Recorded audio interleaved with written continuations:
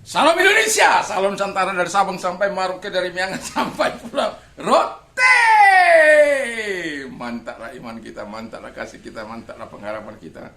Tentunya dalam Yesus Kristus menjadi Tuhan dan Juru Selamat kita dan Juru Selamat dunia. Jangan katakan bahwa Yesus itu bukan Tuhan, dan jangan katakan pula bahwa Yesus itu bukan Juru Selamat. Haleluya.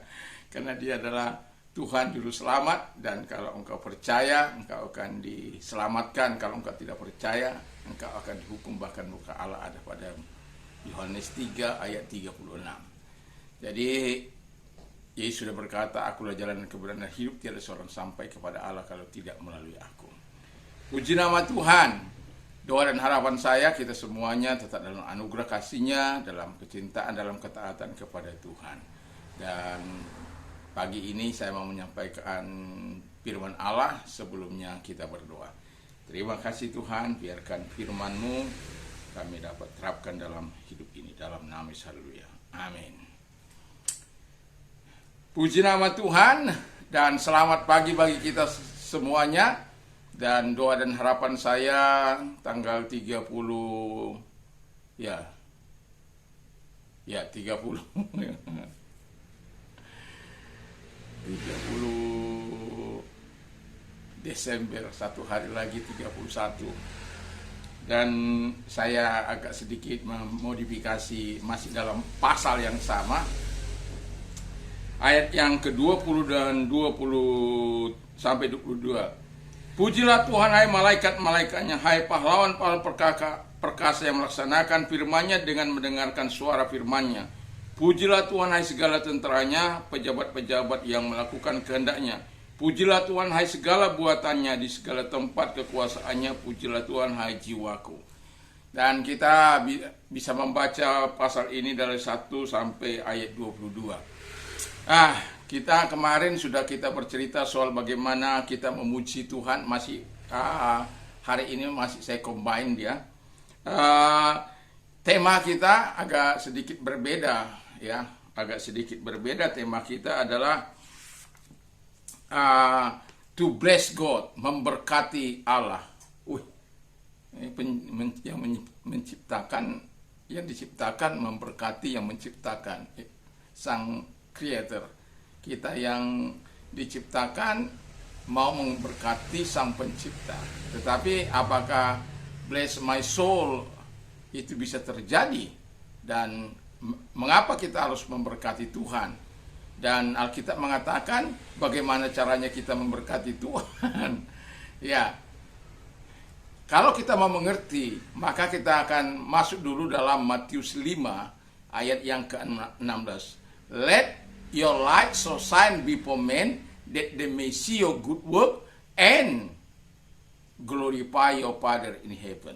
Jadi, biarlah sinarmu bercahaya di hadapan semua orang, supaya mereka melihat perbuatan-perbuatanmu yang baik, dan mereka memuliakan Bapamu yang di surga. Haleluya. Jadi tujuan kita memuliakan Bapa di surga, memberkati Bapa di surga, agar namanya dimuliakan, ditinggikan, diagungkan, dimasyhurkan, dan sekaligus kita juga mendapatkan impact dan pengaruh, dan orang lain juga mendapatkan pengaruh dengan segala apa yang kita lakukan. Puji nama Tuhan. Dan firman Allah yang kita sudah baca tadi, saya menarik kesimpulan, berapa kesimpulan itu, antara lain praise the Lord. Jadi pujilah Tuhan. Saya mengulang sedikit tentang memuji Tuhan ini, bahwa saya teringat cerita seseorang yang tidak bisa bernyanyi, sementara dia seorang hamba Tuhan yang melayani Tuhan, ya. Suaranya ya cemplang-cempleng lagi. Udah nggak tahu baca not seperti saya. Tapi tetap dia rindu memuji Tuhan. Dia berikan yang terbaik dari segenap hatinya. Satu kali Tuhan mengirimkan pemimpin puji-pujian di tempatnya. Wah, senang sekali Pak Pendeta ini. Karena apa? Ada suara emas yang menurut dia itu suara emas, ya, merdu sekali. Jadi berhati-hati Anda terhadap song leader atau pemimpin pujian atau orang-orang yang ada di behind of stage itu ya, jangan bersandiwara, jangan melayani Tuhan karena supaya dilihat orang, wow. Melayani Tuhanlah karena engkau betul-betul mau memuliakan Tuhan. Nah, hamba Tuhan ini kemudian satu kali bermimpi, lalu dia bermimpi bertemu dengan Tuhan. Lalu dia katakan, kok nggak ada lagi pujian dari tempat ini? Yang selama ini aku rindu untuk mendengar pujian itu. Dan senantiasa aku hadir setiap kali pujian itu datang. Lalu pendeta ini bilang, loh Tuhan, kan ada itu suaranya yang begitu luar biasa, yang begitu indah. Aku nggak dengar itu. Itu sebabnya seringkali kepada pemimpin puji-pujian kami, saya katakan, kalau memuji Tuhan, pujilah dengan segenap hati, pujilah dengan tulus, dan berikan yang terbaik bagi Tuhan. Karena apa? Dengan kita memuji Tuhan, dengan kita melakukan yang terbaik kepada Tuhan, Allah akan dimuliakan. Dan pada akhirnya pendeta ini sadar, insaf, dan dia kembali memimpin pujian walaupun dengan suara yang cempreng itu. Dan Tuhan tidak melihat cemprengnya suara, tapi dia melihat dari hati yang paling dalam. Apakah engkau memberikan yang terbaik bagi Tuhan? Apakah engkau memuliakan Allah seperti seperti Daud memuliakan Allah? Apakah engkau meninggikan Allah sampai merasakan hadirat Allah, perubahan dalam hidupmu terjadi? Bukan hanya sekedar memuji Tuhan. Di atas pujian Allah bertahta. Di atas pujian Allah bersemayam. Wow. Jadi beri yang terbaik bagi Tuhan. Yang kedua kata firman Allah adalah, yang kedua, ingat dan bersyukurlah kepada Allah atas semua apa yang telah dilakukannya kepada kita. Ingat dan bersyukurlah atas segala sesuatu yang telah dilakukan Allah kepada kita. Wow, tentu ada banyak. Makanya pemazmur bilang dalam Mazmur 90 ayat yang ke-12, hitunglah berkat-berkat-Mu setiap hari. Wow. Dan saya mengatakan beberapa hari yang lalu bagaimana kita untuk memuji Tuhan dengan segenap hati dan memberikan pujian kita berfokus, pujian yang berfokus pada kebaikan Tuhan. Bagaimana Tuhan melakukan hal-hal yang baik bagi kita, itu dasar kita memuliakan Allah, kebaikannya, kasih karunia-Nya, pertolongannya, kemurahannya, kasih karunia-Nya, dan banyak lagi kalau Anda membaca Mazmur 103 ini. Dan bagaimana Tuhan menyembuhkan kita, bagaimana Tuhan memelihara kita, bagaimana Tuhan membela kita, melindungi kita, dan memberikan kekuatan. Dan itu sudah cukup untuk kita bisa memberikan yang terbaik bagi Tuhan. Ya, yang ketiga, hiduplah takut akan Tuhan. Dalam itu dah ayat 17, tadi ayat yang kedua, sekarang ayat yang ke-17. Di mana hidup takut akan Tuhan itu sangat disukai oleh Tuhan. Jadi kita bisa memberkati Tuhan itu dengan ucapan syukur kita, dengan pujian kita, atau dengan penyembahan kita. Lalu kemudian kita juga bisa memberkati Tuhan dengan hidup takut akan Tuhan. Karena orang akan menyorot kita, seperti yang sering saya katakan, hidup kita ini bagaikan hidup di akuarium kaca. Dan ketika orang melihat bagaimana kita berjalan, bagaimana kita berbicara, bagaimana kita berperilaku, bagaimana kita berbisnis, dan bagaimana senantiasa hidup dalam takut akan Tuhan. Satu kali saya diminta orang untuk memberkati seseorang dari Inggris. Jadi pasangan ini dari Inggris datang ke pulau ini untuk diberkati. Lalu kemudian saya memeriksa file-filenya, lalu kemudian saya melihat dalam doktrin kami itu tidak lagi sesuai dengan firman Allah, di mana mereka divorce satu dengan yang lain.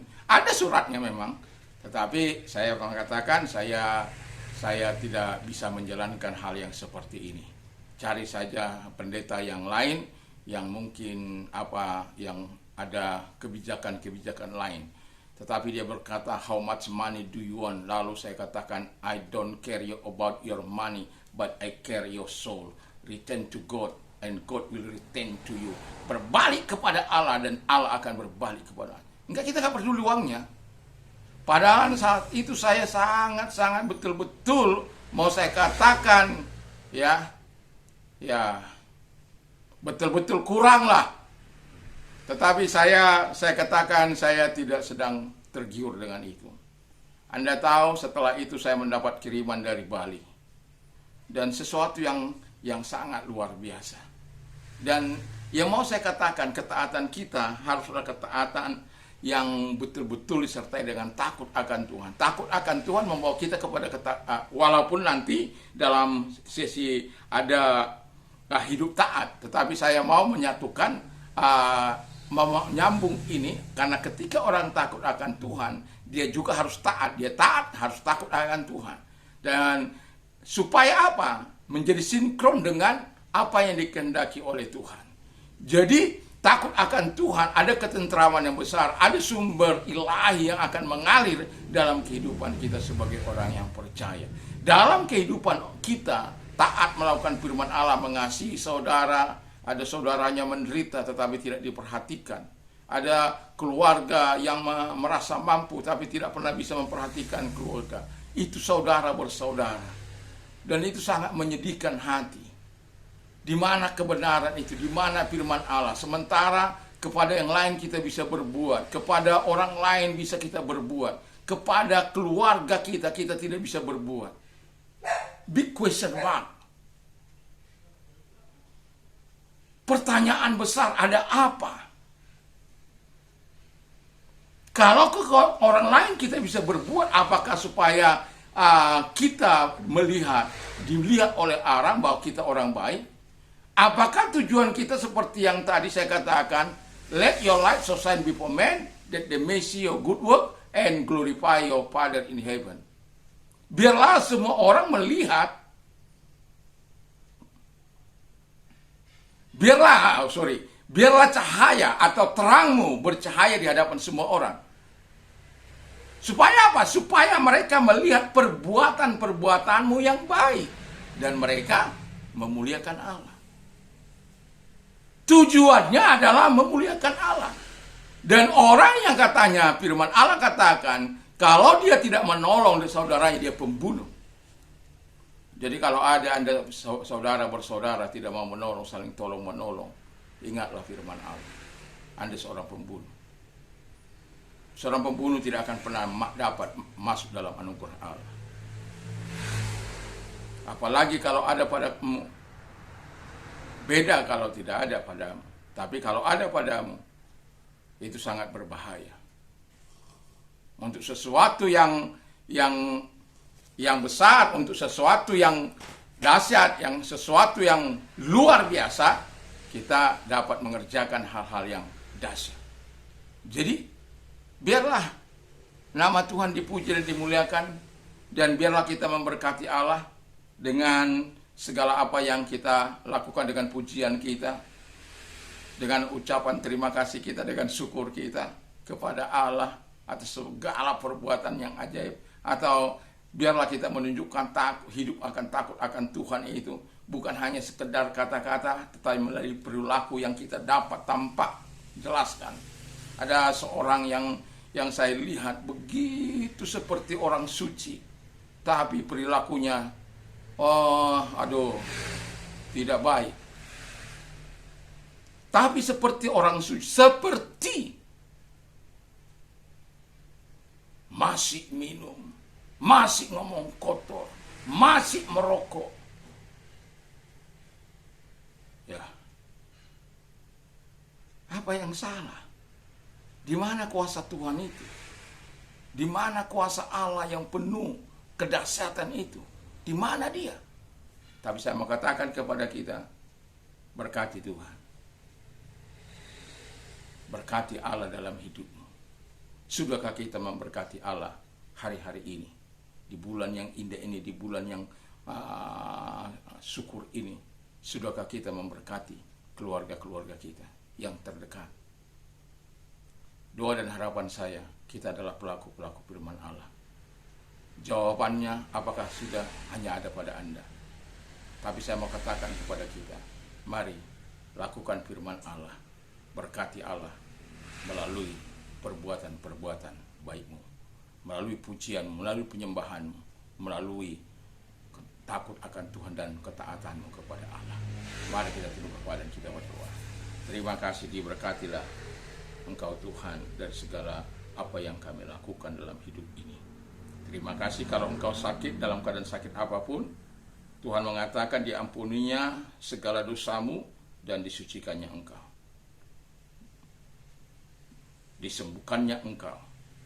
Dan kalau Tuhan yang menyembuhkan dari segala penyakitmu, saya tidak peduli apapun sakit penyakitmu. Malam ini apabila engkau percaya kepada Tuhan, Tuhan mampu menolong engkau. Atau engkau tidak bisa makan, atau engkau sedang mengalami air liur yang tidak bisa nikmat untuk makan, atau apapun sakit penyakitmu. Mari, kalau engkau orangnya, taruh di tempat yang sakit dengan tangan kirimu, tumpangkan tangan, atau kepada saudara-saudara kami yang mendengarkan ini, kami mempunyai keluarga yang sakit, datanglah seperti perwira yang betul-betul mengasihi hambanya.